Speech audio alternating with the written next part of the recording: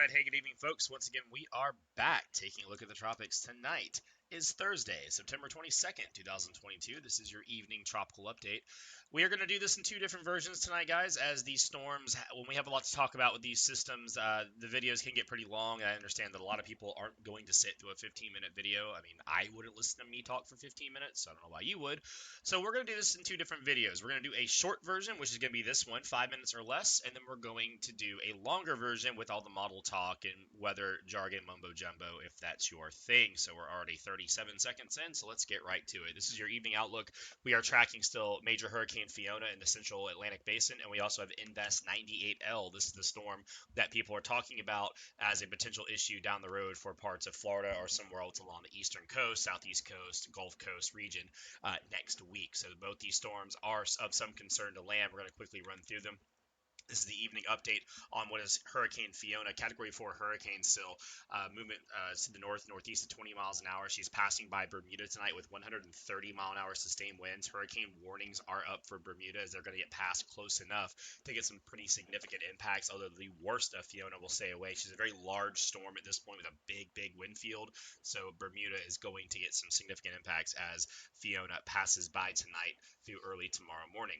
The bigger story, though, comes on Saturday when this storm is going to approach Atlantic Canada. We're talking about Newfoundland and Nova Scotia, where an exceptionally / historically powerful storm is likely to unfold as Fiona is going to be merging with an upper level weather system that moves through.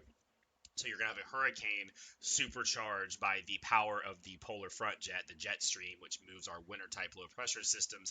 This is going to be an outrageous storm. Some of our computer models are suggesting the pressure down in the low 9-teens, 920s, which would be near category 5 hurricane intensity. Impacts won't be the same as a category 5, but you're looking at a massive wind field of hurricane force winds, big seas, 40, 50, 60 feet offshore. I mean, it's going to be a really bad event for this region. So folks up there, I mean, hurricane watches are up. You're going to have hurricane warnings. Every preparation needs to be made for probably one of the worst storms anyone up there has seen in their lifetimes to date.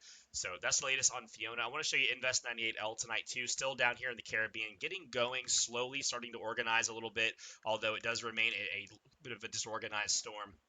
The wind shear from Fiona is keeping it in check, but we have what looks like a coherent, at least semi partial low level vortex that is starting to consolidate, and this is starting to move more northwards. This is going to get into the central western Caribbean over the weekend, where we expect conditions to be very favorable for more development. The overall pattern is going to become more conducive. You see upper highs building over this region. The water is exceptionally warm, and we anticipate that Invest 98L will become a named storm Saturday or early on Sunday. It'll either be Hermine or Ian, depending on which name is taken, because there's a storm off by Africa that may get a name, but it's of no concern to us, so we're not worried about it.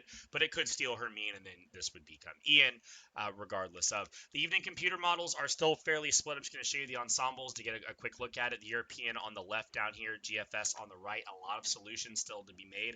Some European ensemble members are so far east that it looks like Jamaica and central Cuba could get hit, where the GFS still has members touching the parts of Central America's coastline. It is way too early still to make any calls. We don't really have a fully formed storm yet, and these models jump all over the place. The general trend has been the European models shifting a little bit more east and south, putting more central and southern Florida in play, while the GFS is holding on to a more westerly solution that comes up into the Panhandle or Big Bend region.